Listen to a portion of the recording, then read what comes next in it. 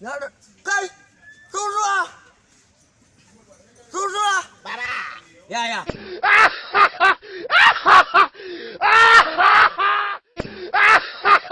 Ne.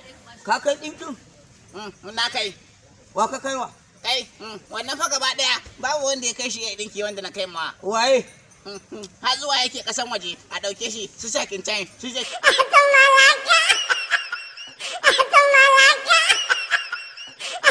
Tili ya musu ɗinki. Waye? Jahilin malami. Wa? Jahilin malami. Ɗan irka kenan. In ji uban wa ya gaya ba. Ni kake zagi to.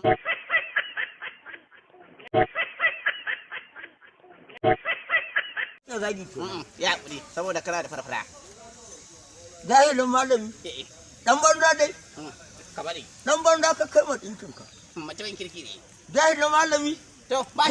Koyanka yari bai iya ba. Sai gwada matan mutane. Ba wanda ya kai shi ya ɗinki. Sai gwada matan mutane. Ka bari.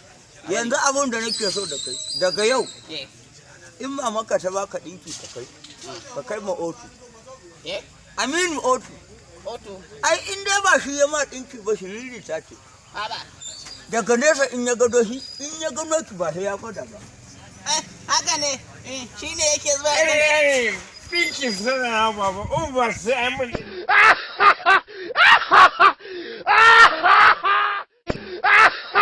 Pinki sana sai ki wai ki ko dinki na. Otu. Otu ne ko? Otu. Zan je shago na ki kuma na ki.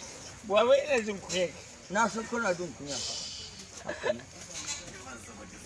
Allah mai ɗan haɗe-haɗe.